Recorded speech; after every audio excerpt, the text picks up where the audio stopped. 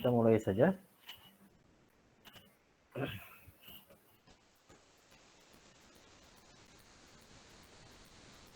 Maaf Pak, suaranya kecil. Oh, oke. Berarti harus dekat. Ya sudah Pak, sudah terdengar. Oke. Dimulai saja ini. Sudah.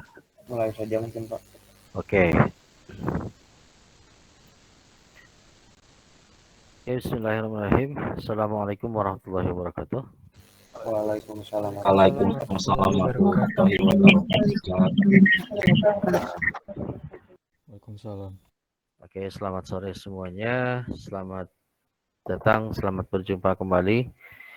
Yang bisa on cam saja ya. Supaya saya ada temennya gitu.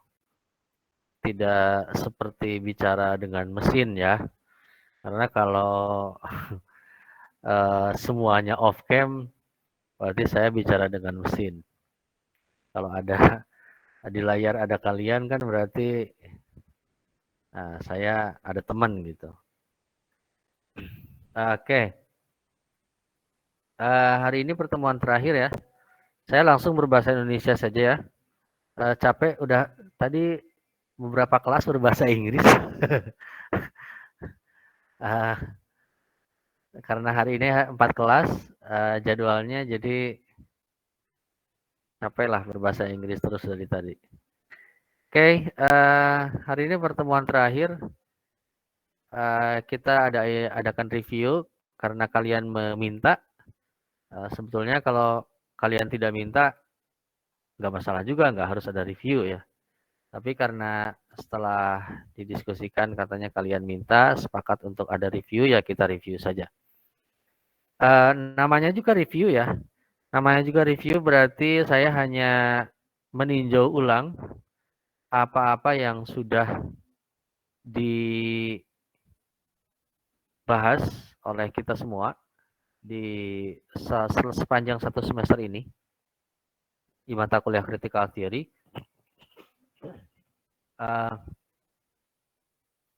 Dan karena peninjauan ulang ini, karena ini adalah peninjauan ulang maksud saya, berarti saya hanya akan menyampaikan something in common saja ya, suatu hal yang umum, yang general, yang bisa digeneralisasi, yang bisa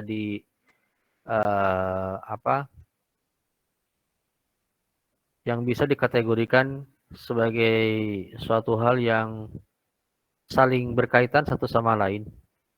Karena kalau penjelasan detailnya kan sudah dari presentasi teman-teman kalian, sudah dari tanya jawab, detailnya sudah ada di podcast saya juga. Jadi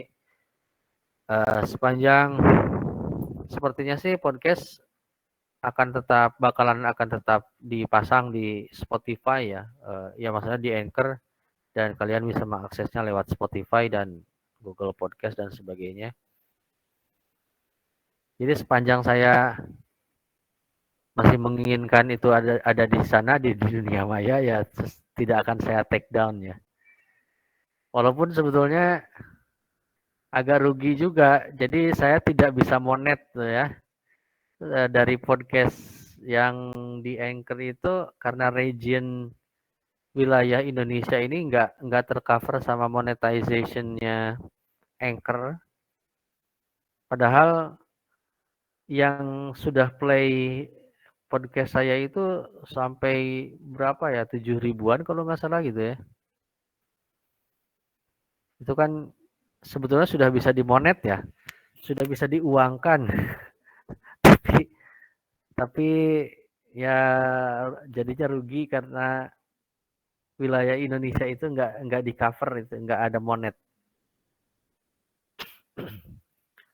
Nggak tahu sistemnya kayak gimana itu.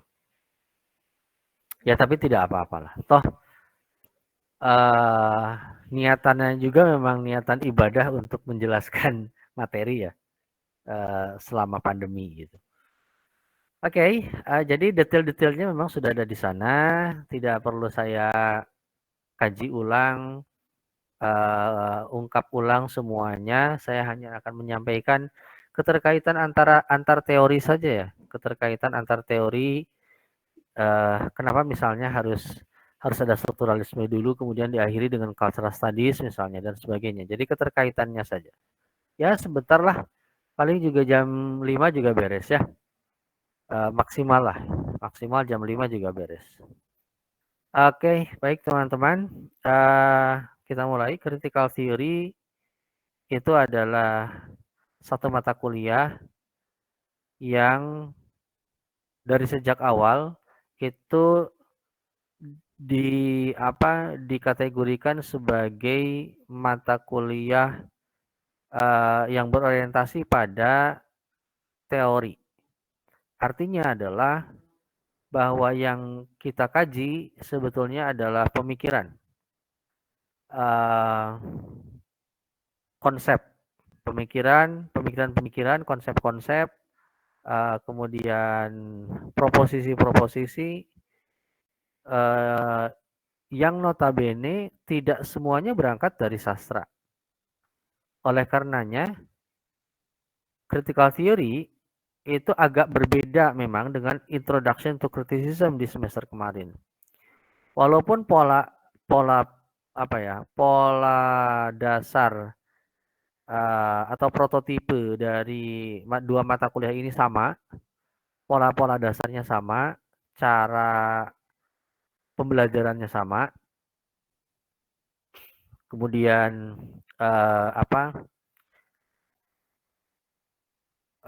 pemikiran-pemikirannya relatif dalam artian tertentu sama, yaitu kritis.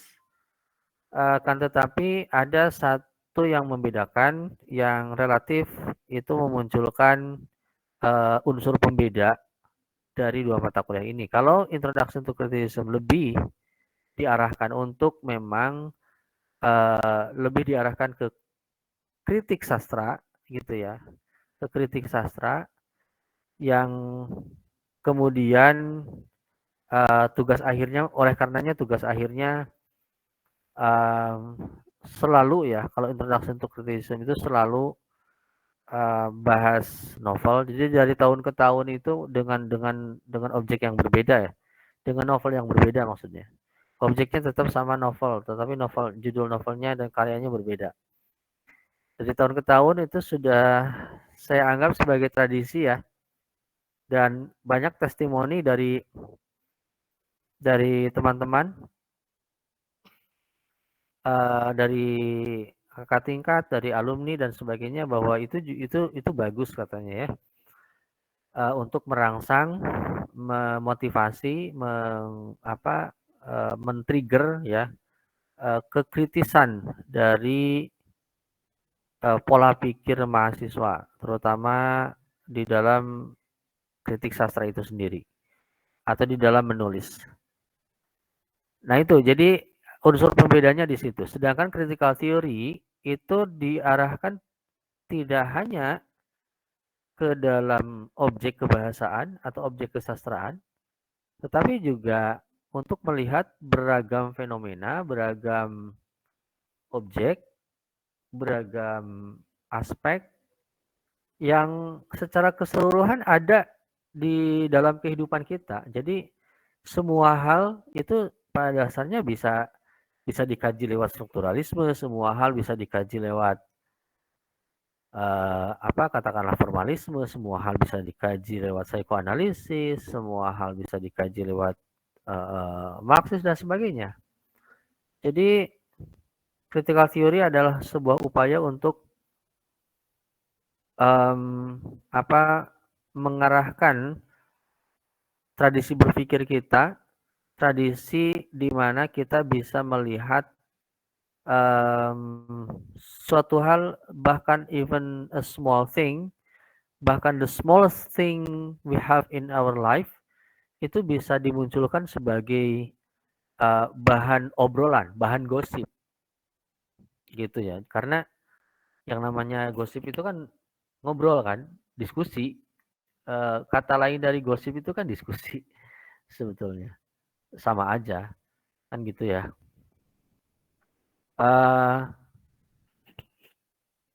Cuma kalau kita di WAG misalnya setiap jadwal perkuliahan kita Kamis jam ke-6 itu kan gosipnya gosip akademik ya.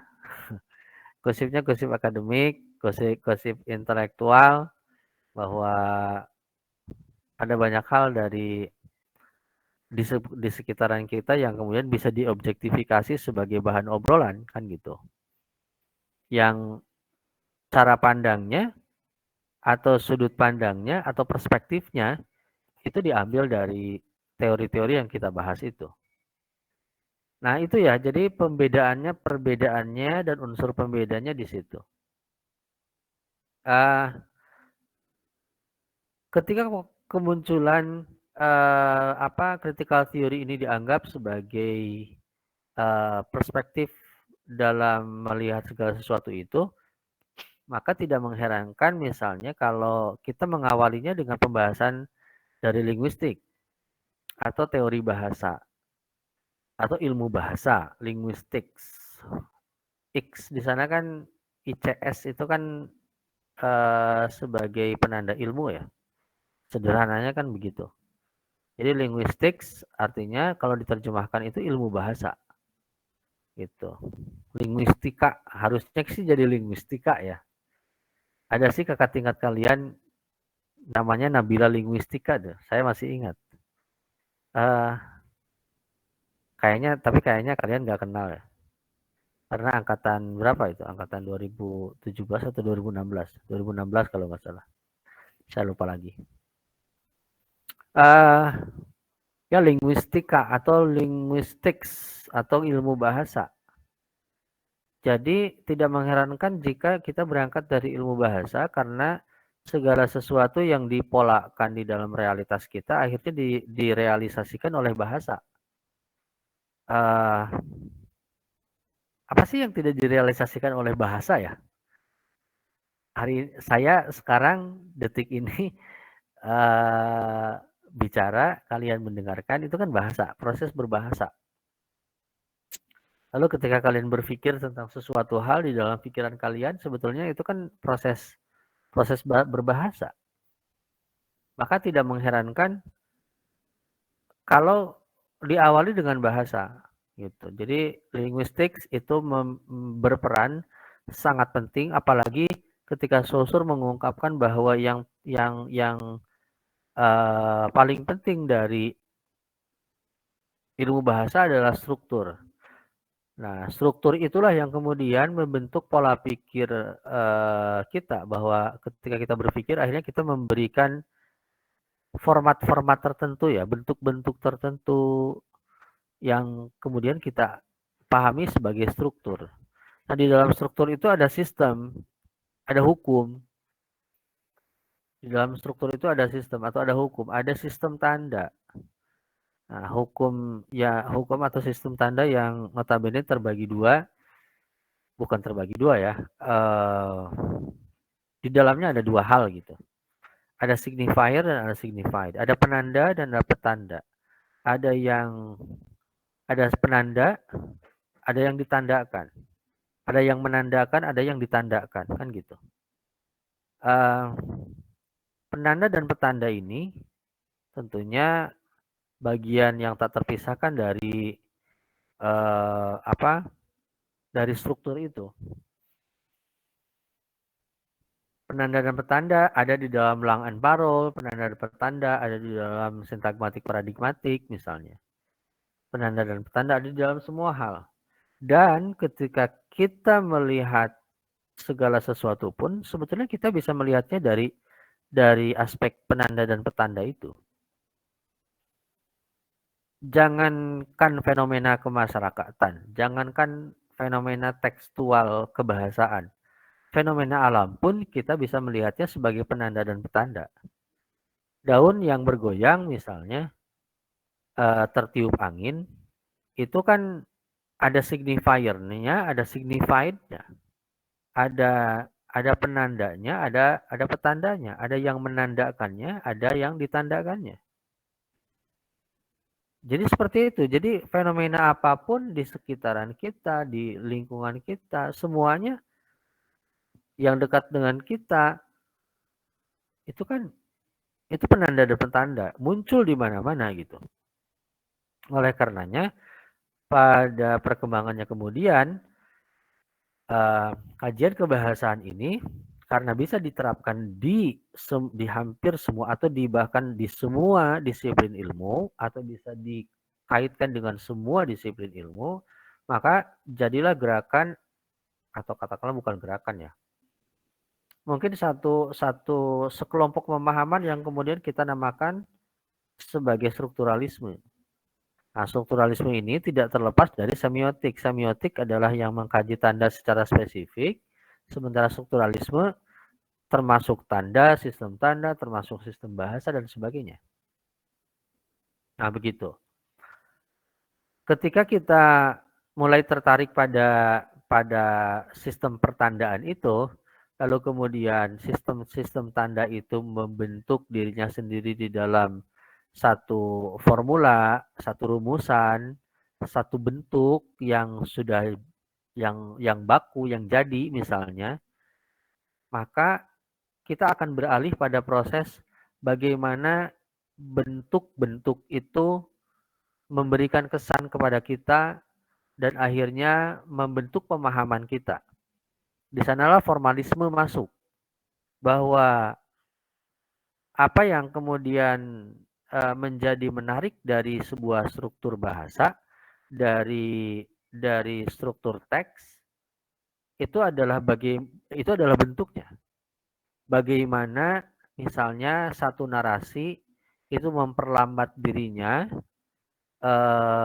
untuk menjelaskan sesuatu hal, gitu kan? Bahkan hanya untuk menjelaskan misalnya daun yang bergoyang tertiup angin, itu sampai berhalaman-halaman, gitu kan? Itu sampai misalnya satu bab misalnya. Hanya untuk menjelaskan daun bergoyang tertiup angin. Itu loh.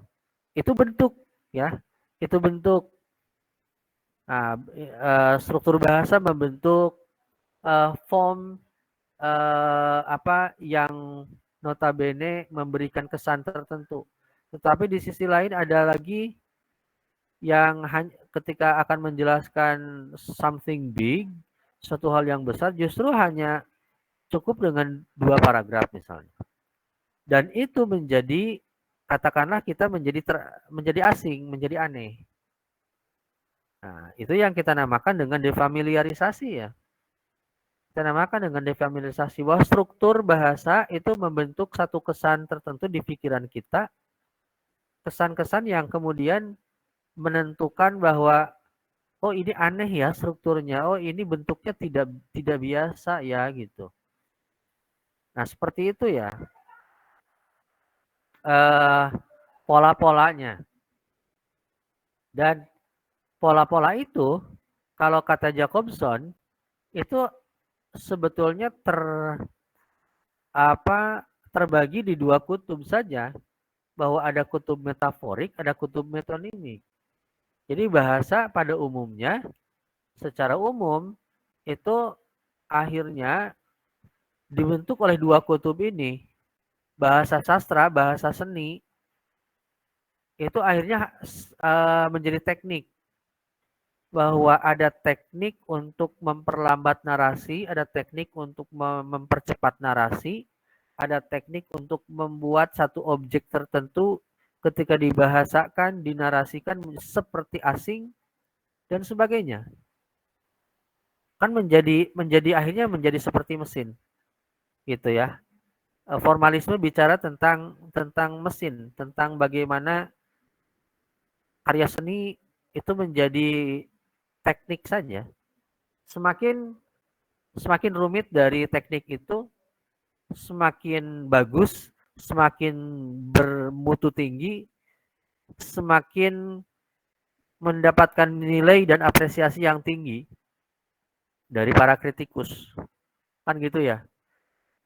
Semakin karya sastra rumit dan tidak bisa dipahami secara langsung oleh pembaca, semakin karya itu berharga. Ada standarisasi mutu karya yang seperti itu. Dan itu bisa dihasilkan hanya ketika 2 kutub metafor dan metonimi ini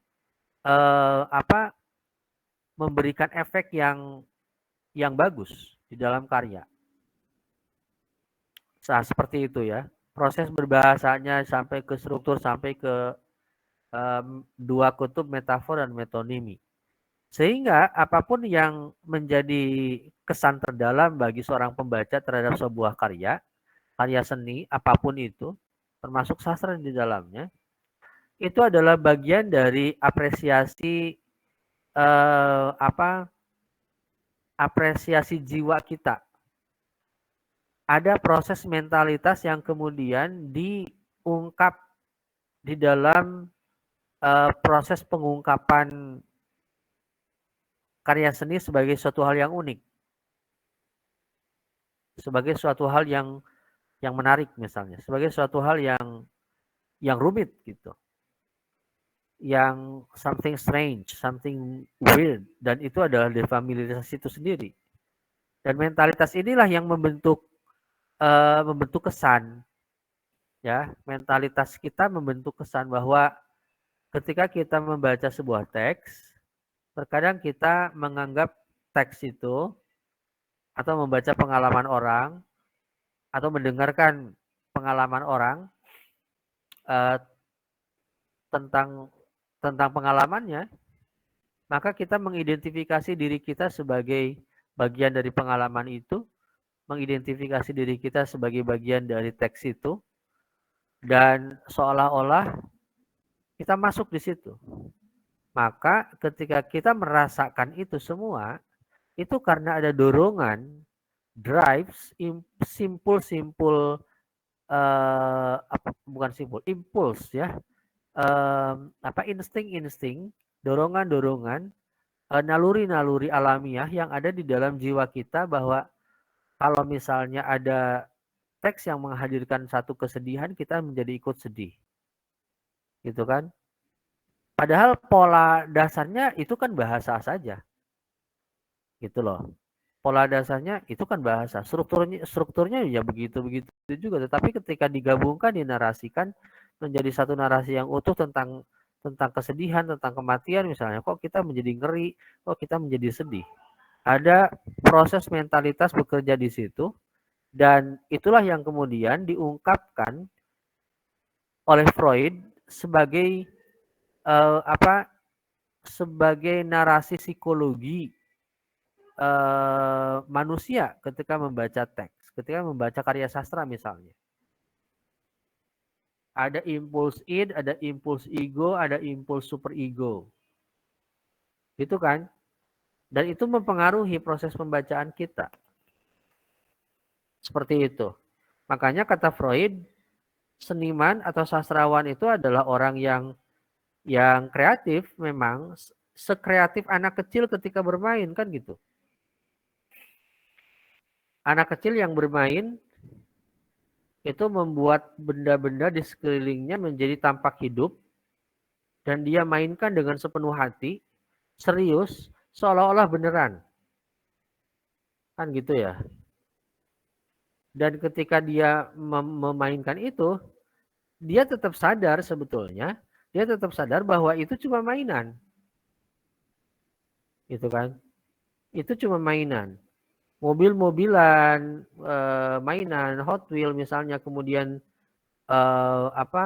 secara serius dimainkan oleh anak-anak, dibentur-benturkan seolah-olah tabrakan atau jadi pesawat misalnya gitu kan, sambil ada suaranya ngiung gitu ya, kan serius ya, anak kecil itu serius. Tapi juga pada saat yang sama, dia atau mereka anak kecil itu tetap tahu bahwa itu mainan. Nah, seniman itu kan begitu, sastrawan itu begitu, menulis puisi, menulis novel,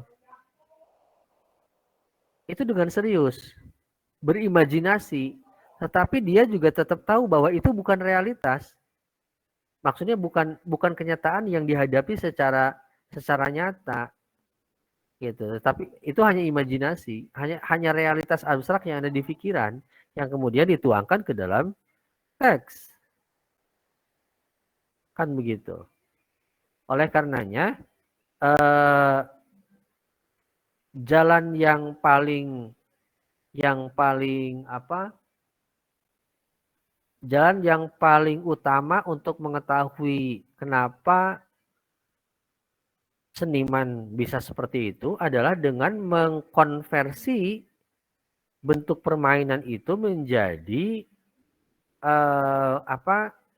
menjadi proses berbahasa, bahwa ada metafor dan metonimi di situ. Seperti halnya mimpi. Mimpi itu kan main-main saja, permainan saja. Bunga tidur kan orang, makanya kita bilangnya bunga tidur. Gitu.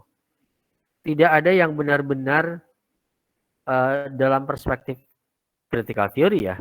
Tidak ada yang benar-benar mimpi itu berangkat dari kenyataan atau sebaliknya membuat ada yang dimimpi menjadi nyata. Gak ada. Apa yang bisa kita ceritakan lewat lewat dunia nyata dari sebuah mimpi itu kan kita sebut sebagai garis atau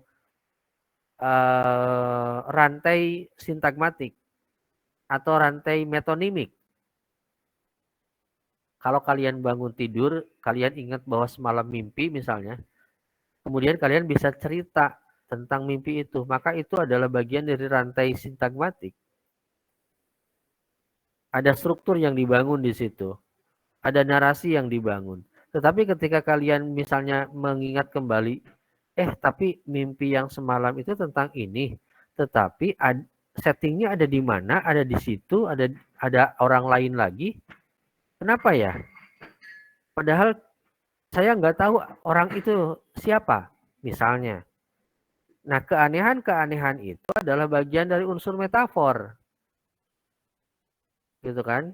Keanehan-keanehan itu bagian dari unsur metafor atau rantai paradigmatik. Gitu, displacement. Ada perpindahan-perpindahan setting yang kemudian menjadi aneh. Kan gitu.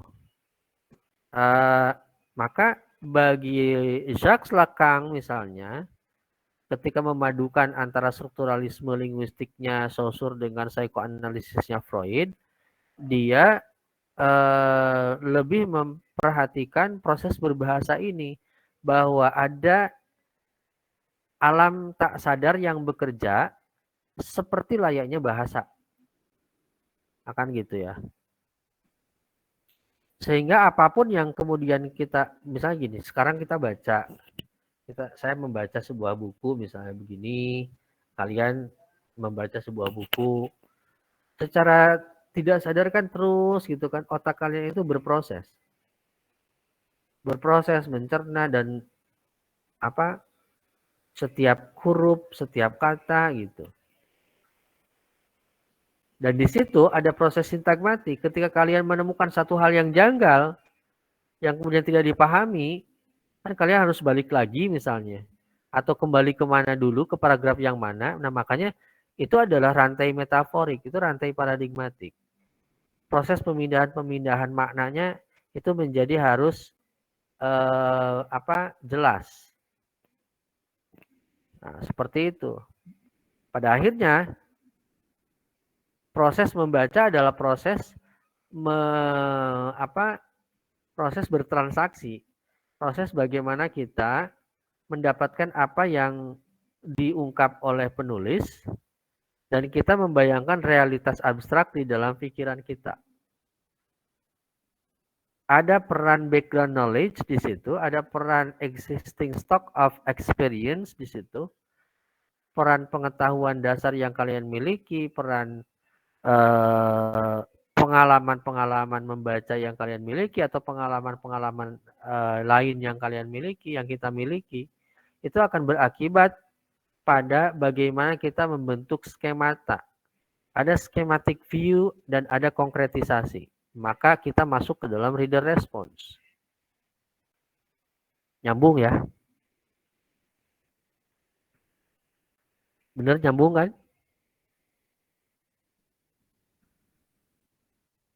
Ini pada kemana nih? Ya, mudah-mudahan saja tidak pada tidur ya. Tidak ternina bobokan oleh suara saya. Apalagi kalau di saya ini lagi hujan. Hujan tapi terang, hujan poyan. Oke, saya lanjutkan. Jadi sekarang kita masuk reader response jadinya. Schematize view dan konkretisasi itu adalah bagian yang tak terpisahkan dari proses membaca. Proses mendapatkan informasi. Kita mengulang-ulang skemata gitu kan. Kata-kata kunci dimunculkan di dalam pikiran kita kan. Jadi kalau digambarkan itu di atas kepala kita itu ada kotak, ada persegi gitu kan. Di dalam kotak itu, di dalam persegi itu bisa atau bulatan-bulatan gitu kan, gelembung-gelembung. Di situ ada beragam kata gitu kan, beragam diksi. Lalu konkretisasi, ketika masuk konkretisasi, kita menghubung-hubungkan skemata itu, ya, menghubung-hubungkan skemata itu, membolak-baliknya, gitu kan, terus memberikan satu pengkonkretan, namanya juga konkretisasi, pengkonkretan skemata gitu ya. Nah, kalau itu sudah selesai, gabungan antara schematic view dengan concretization, maka lahirlah virtual dimension. Itu kan yang dikatakan Wolfgang Iser di reader response. Lahirlah virtual dimension. Lahirlah satu realitas abstrak di pikiran kita. Setelah beraktivitas, maka realitas abstrak selalu akan tergambar di pikiran kita. Kan gitu. Saya nanya, kapan sih otak kita benar-benar beristirahat? Ada nggak sih waktunya otak kita itu beristirahat dengan benar-benar istirahat? Kayaknya enggak lah, Pak. Pas meninggal bukan sih, Pak? Pas meninggal. Pas koma. Iya, Mas. meninggal. Koma, Ya, that's meninggal. it. Pas That's gak sadar it. diri. Iya. That's it. Bahkan ketika kita tidur, otak kita bekerja. Ya itu tadi kan mimpi. Kadang mimpi gitu. Kadang ada lucid dream. Kadang apa gitu kan. Tetap ada, apalagi kalau misalnya kita pengen pipis, tengah malam pengen pipis, atau kasubuhnakeun biasanya ya. Kan biasanya sih ada beberapa orang yang diawali dengan mimpi mimpi pengen buang air kecil, tetapi ternyata setelah buang air kecil pun tetap aja pengen gitu. Karena apa? Karena buang air kecilnya belum. Akhirnya kan kalian kebangun gitu. Oh, ternyata memang pengen pipis gitu. Nah, otak kita kan tetap bekerja ya. Jadi jawaban kalian benar. Otak kita tidak pernah beristirahat. Otak kita benar-benar beristirahat kalau kita mati. Kalau kita meninggal, kalau kita ya koma gitulah ya. Koma gitu. Koma kan di antara hidup dan mati memang ya. Gitu. Nah, walaupun koma juga tetap selalu yang katanya koma juga pikirannya, otaknya masih tetap bekerja. Nah gitu ya. Dan realitas abstrak yang dihasilkan dari proses pembacaan apapun terhadap pembacaan apapun, terhadap objek apapun maksudnya, itu akan membentuk serangkaian existing stock of experience itu. Maka tambah lagi gitu kan. Ya makanya kan Masya Allah banget ya, Tuhan menganugerahkan otak kita entah berapa ribu tera. Sok yang momen yang paling diingat, yang pertama kali diingat ketika kalian sadar bahwa kalian ada di muka bumi ini, apa coba? Furqon yang pertama kali diingat ketika Furqon sadar bahwa Furqon ada di muka bumi ini apa? Lah, udah gak ingat, Pak. Enggak, gini, Furqon mulai ingat itu kapan gitu? Kalau mulai ingat nggak tahu, tapi kalau ingatan paling lama pas kecil ada. Tapi itu udah gede sih, maksudnya udah berdiri gitu. Nah, itu kan. Iya, udah berdiri. Karena kalau udah berdiri berarti kan mulai dari 3 tahunan ya. Itu kan. Nah, 3 tahunan. Ya, bayangkan saja. Berarti benar-benar ajaib kan Tuhan menganugerahkan otak kepada kita. Misalnya pertama kali kita ingat di 3 tahun tentang apa. Atau usia 4 tahun. Sampai hari ini masih ingat. Itu kan berapa ribu tera berarti otak kita kan yang bisa menyimpan memori gitu. Sementara kalau laptop saya aja 1 tera. Laptop saya aja 1 tera.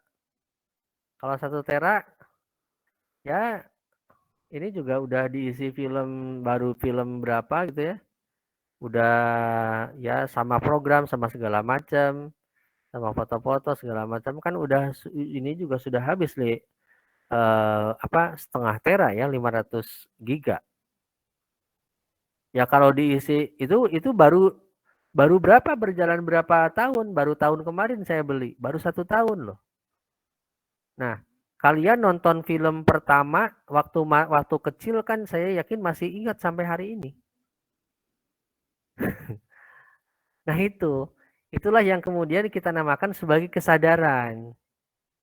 Virtual dimension itu adalah kata lain dari kesadaran. Jadi virtual dimension itu dibentuk setelah proses pembacaan, proses mengingat, proses transaksi, berkomunikasi dengan orang lain gitu kan. Dan sebagainya. Terciptalah virtual dimension, terciptalah realitas abstrak di pikiran kita. Nah, lama-kelamaan itu kan jadi kesadaran. Jadi consciousness, something in common of the consciousness itself. Suatu hal yang umum di dalam kesadaran. Kan gitu.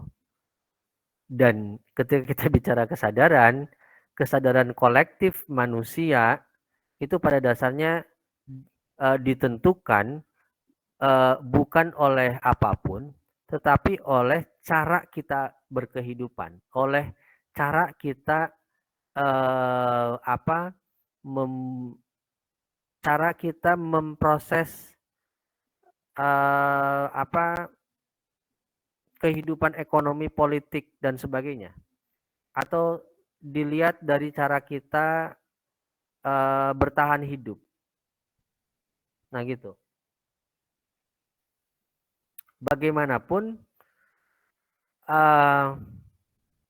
orang-orang yang bersekolah, misalnya gini, orang-orang yang bersekolah sampai ke perguruan tinggi,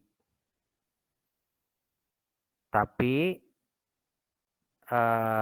orang itu adalah latar belakangnya, misalnya hidupnya tinggalnya di bantaran kali.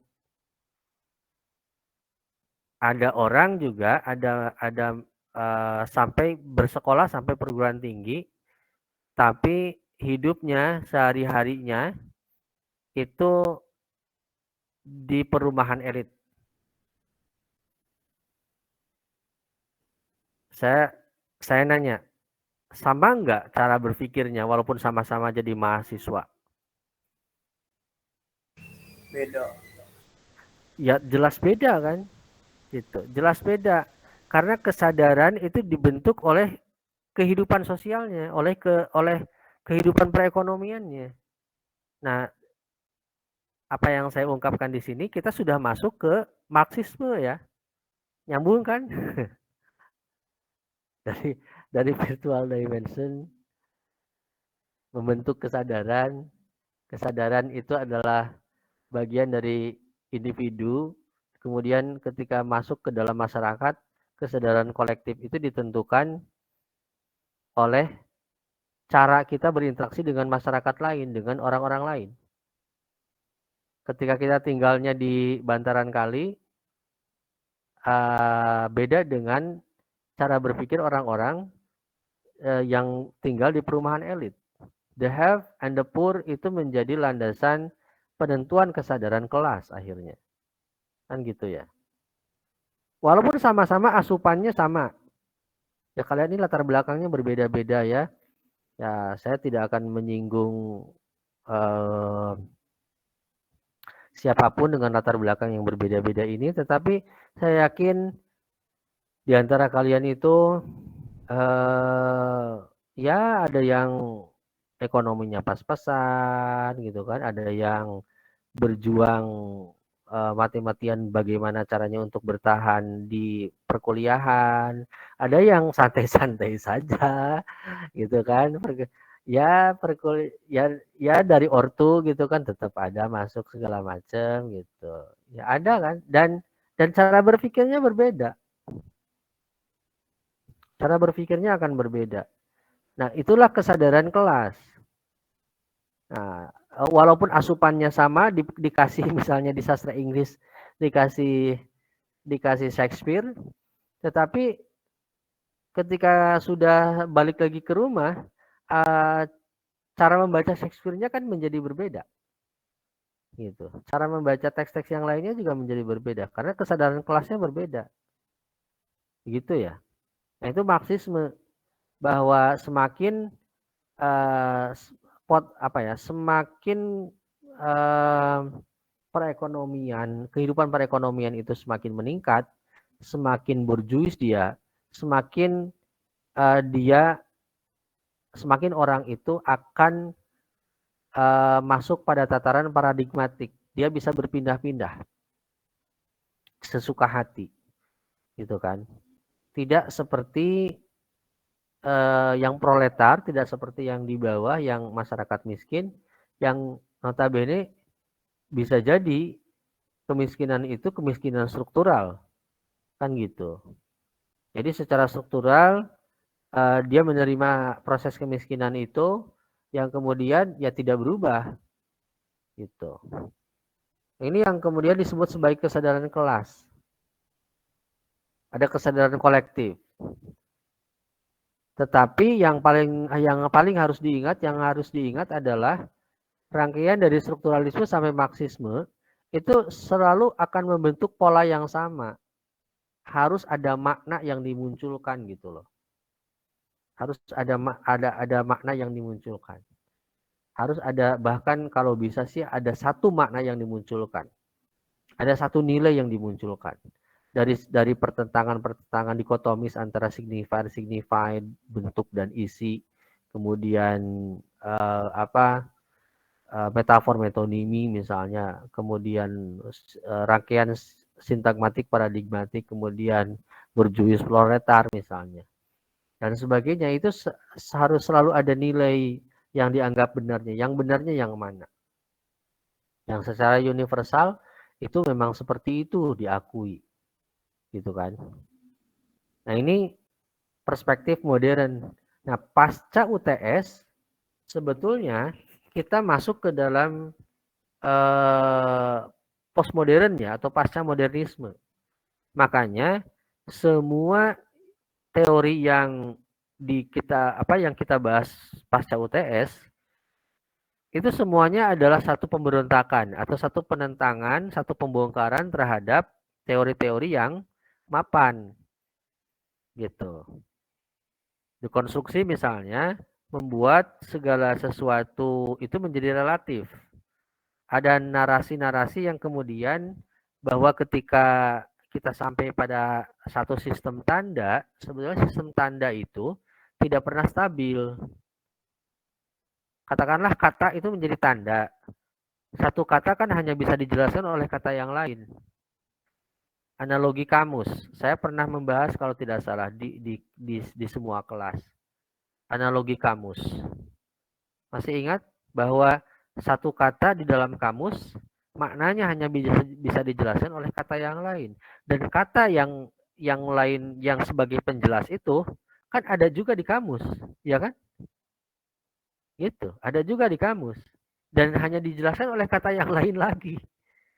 Gitu. Jadi sampai di mana ujungnya kan nggak ada ujungnya. Makanya dekonstruksi atau pola-pola pemikiran dekonstruktif dari teori-teori pasca UTS itu adalah pemikiran-pemikiran yang berusaha merayakan pluralitas makna. Makna itu jadinya tidak tunggal, tidak pernah ada makna yang satu. Selalu ada banyak makna gitu. Selalu ada banyak kebenaran. Nah, seperti itu. New Historicism misalnya. Berangkat dari kesadaran bahwa teks sejarah yang ditulis itu tidak akan pernah bisa ditelusuri kebenarannya sampai kapanpun.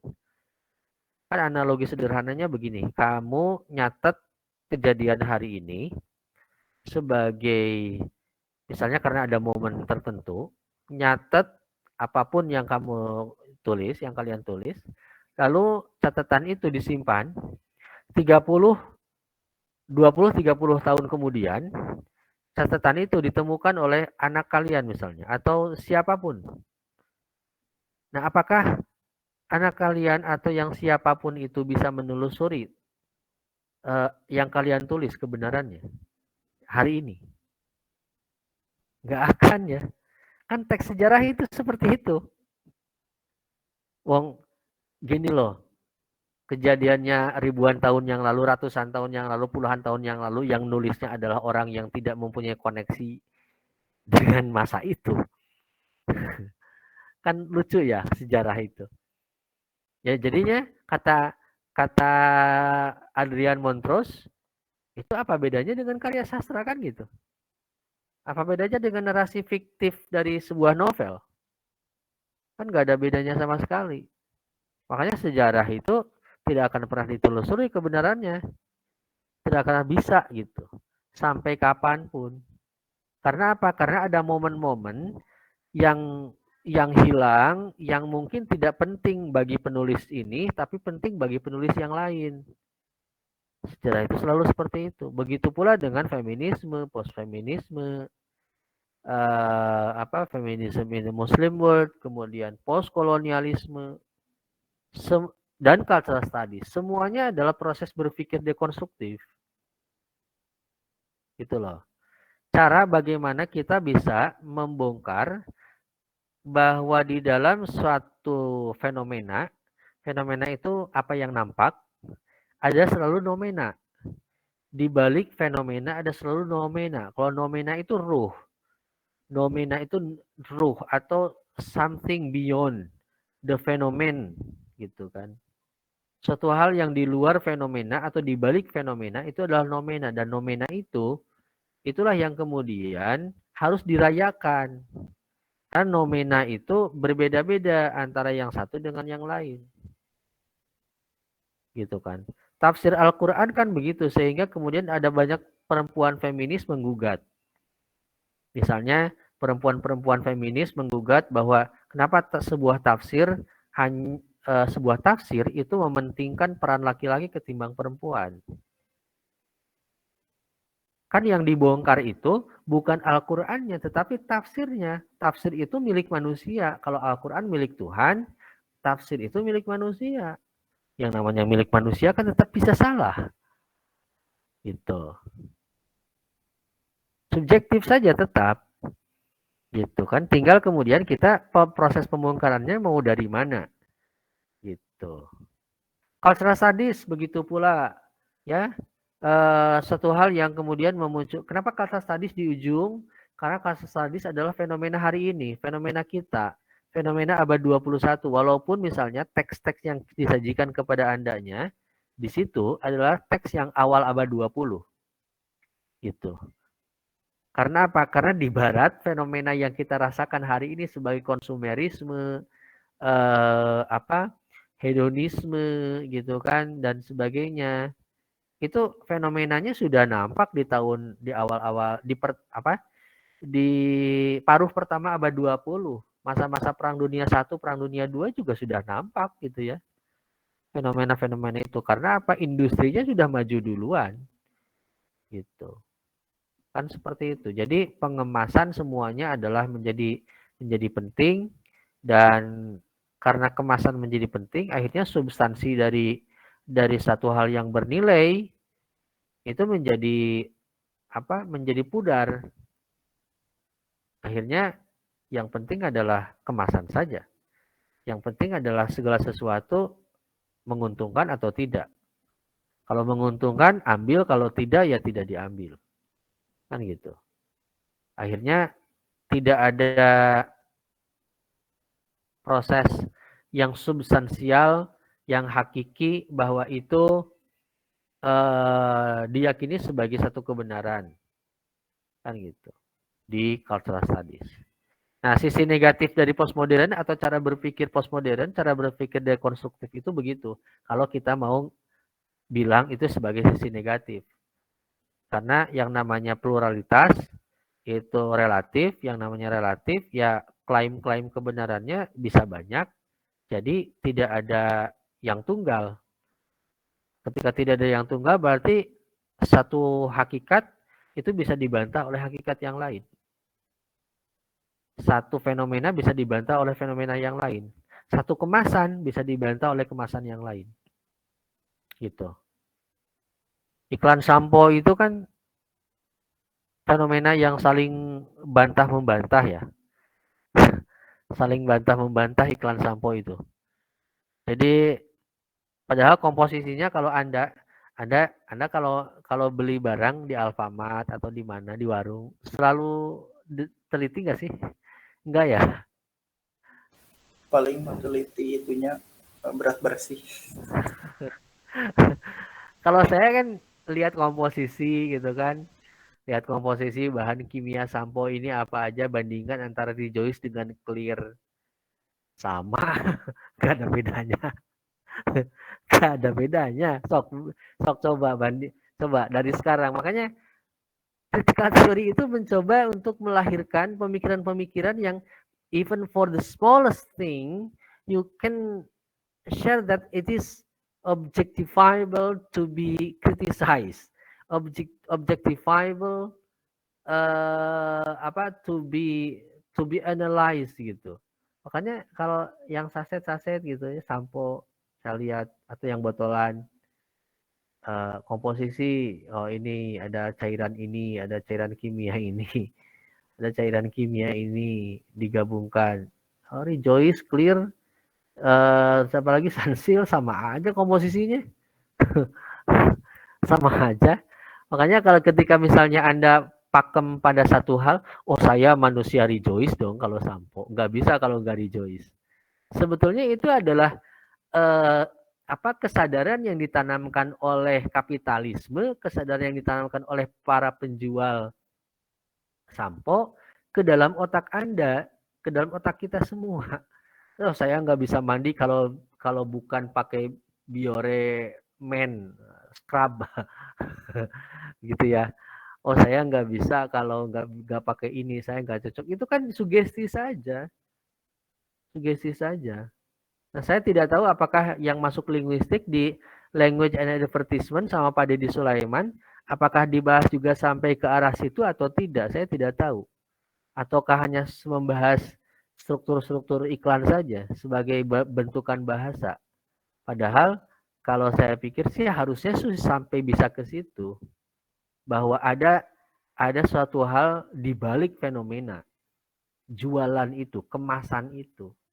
Itulah cultural studies. Makanya kita tidak bisa melewatkan itu dari fenomena hari ini. Makanya cultural studies disimpan di akhir. Oke, selesai. Ya, lebih 8 menit, nggak apa-apa. Tadi saya bilang sampai jam 5. Selesai ya, satu semester dalam beberapa menit. Dalam 30 kurang lebih 40 menit lah. Selesai banget. Itu rangkaian keterkaitannya ya. Nah, itulah review peninjauan ulang. Detail-detailnya silakan dengarkan lagi podcast. Detail-detailnya silakan kalau kalian tidak meng-clear chat WAG, tapi kayaknya di clear chat ya. Itu di scroll lagi itu dibaca. Kalau saya kan belum meng-clear chat sebelum saya memberikan nilai.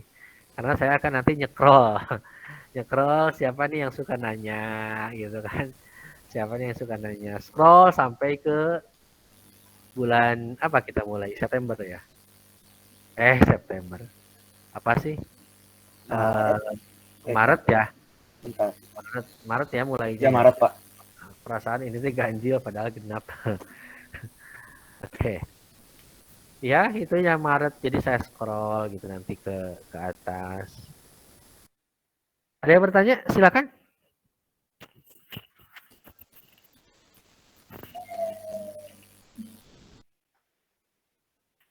Atau cukup? Tidak ada sepertinya Pak. Cukup ya. Jelas-jelas saja lah karena memang review saja. Ya, itulah review. Peninjauan kembali saja sekilas, sepintas secara umum. Yang terpenting adalah bahwa critical theory secara substansial, secara esensial, secara hakiki itu berfungsi untuk memoderasi pikiran kita sebetulnya. Kalau secara formal akademik kan tujuannya adalah supaya kalian tahu teori ini gitu kan, supaya bisa mempraktikkan menerapkan teori ini ke karya dan sebagainya atau ke dalam objek apapun misalnya. Tapi secara substansial, secara hakiki, esensi, mata kuliah ini mencoba memoderasi pikiran kita bahwa selalu ada banyak kebenaran di luar sana. Gitu. Kalau kalian dapat nilai A dari saya, lulus dengan nilai A, tapi setelah ini, setelah dapat nilai A, kalian masih rebutan kebenaran dengan orang lain, masih menyerang orang lain sebagai netizen yang begitu julid, ya itu berarti kalian gagal di mata kuliah ini walaupun kalian dapat A. Karena pada prinsipnya yaitu mata kuliah ini untuk memoderasi pikiran kita bahwa ada banyak kebenaran di luar sana, jangan rebutan. Yang suka kunut silahkan kunut, yang tidak suka kunut gak boleh nyerang yang kunut. Yang suka kunut juga jangan memaksakan yang tidak kunut supaya harus kunut, kan gitu. Jangan rebutan kebenaran kan intinya. Biarkan tafsirkan masing-masing, yang penting punya pegangan saja. Yang suka kunut bahwa pegangannya ini, yang tidak suka kunut pegangannya ini. Itu kan? Gitu. Jadi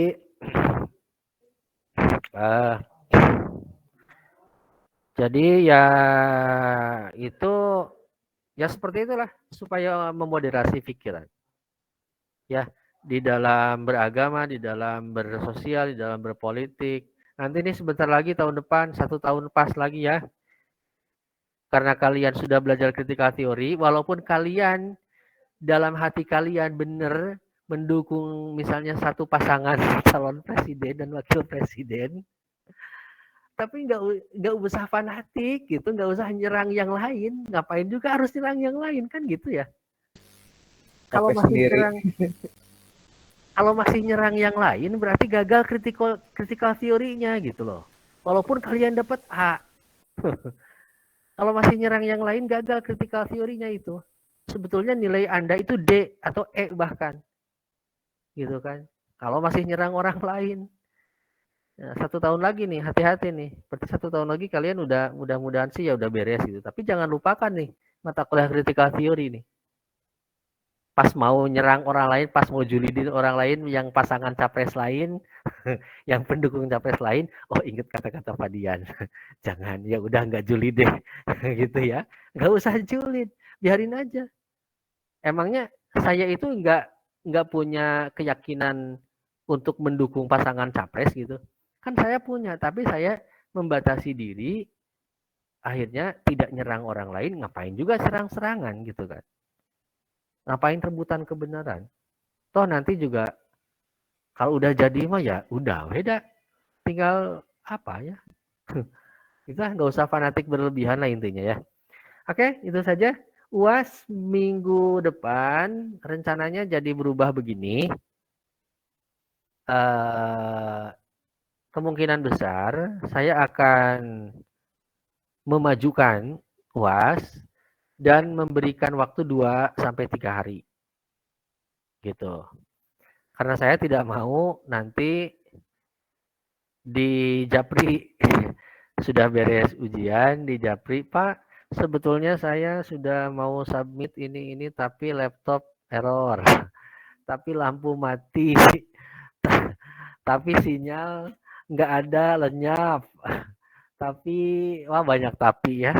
Wah, saya nggak mau lah pusing, mendingan saya kasih waktu 2-3 hari, nanti kalian mengerjakan dengan cukup santai, riang gembira saja, gitu kan, riang gembira saja, santai, 2-3 hari, asa kacida gitu, piraku terlalu kalau misalnya sudah dikasih waktu 3 hari misalnya, tapi kalian masih submitnya di deadline itu, asa kacida, jika namun ngajapri ge mau dibales ke saya. Ngajapri mau dibalas ngapain gitu kan udah dikasih waktu 3 hari. Jadi siap-siap saja nanti mungkin di hari Minggu bisa jadi saya ngasih pengumuman di WAG. Soal sudah diposting di Google Classroom, silakan kerjakan sampai kapan misalnya gitu ya. Ya gitu sajalah ya. Biar santai, riang gembira, biar ya chill lah. Ya. Jadi kan ada tebakan ya, hewan apa yang tidak bisa santai? Nah, apa? Hewan apa yang tidak bisa santai? Itu kancil. Can't chill. Oh. itu recehan. Kancil. Kan kalau kan itu kan British accent ya, kancil gitu. Jadi tidak bisa santai, kancil. Recehan saja lah. Oke, itu saja ya. Terima kasih atas kerjasamanya selama 2 semester ini sama saya. Saya tidak punya mata kuliah ampuhan lagi di semester depan, jadi dadah saja.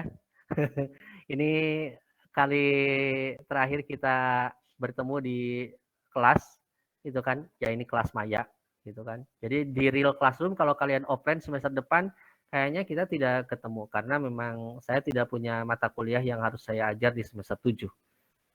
Gitu ya. Jadi selamat saja menempuh semester 7. Selamat KKN sebentar lagi. Tidak terasa habis semester 7 nanti kalian sudah ngoprek-ngoprek proposal, skripsi ya. Ya, lulus weh. Jangan lupakan critical theory ya. Jangan lupakan critical theory. Yang penting critical theory-nya, jangan sayanya. Sayanya juga boleh, jangan dilupakan. Ya, yang penting critical theory-nya jangan dilupakan. Mohon maaf atas segala kekurangan saya selama 2 semester ini. Karena kelas C memang baru ketemu semester 5 ya dengan saya di Introduction to Criticism. Dan ini yang kedua kalinya di critical theory. Mohon maaf, banyak kekurangan saya, banyak sentilan-sentilan saya. Mungkin ada beberapa yang pernah kena semprot saya. Presentasi mungkin yang kurang memuaskan saya dan sebagainya. Mohon maaf yang sebesar-besarnya. Dan harus dimaafkan ya. Supaya saya tidak punya beban di akhirat nanti. Saya masih orang yang beriman. Visi saya ini jadi bisa jadi beban. Nah, jadi mohon dimaafkan ya. Itu saja. Sudah ya UAS, pengumuman UAS sudah, dan terima kasih. Mohon maaf, saya tutup dengan doa. Rabbana atina fid dunya hasanah wa fil akhirati hasanah wa qina adzabannar. Hasbunallahu wa ni'mal wakil. Assalamualaikum warahmatullahi wabarakatuh. Waalaikumsalam.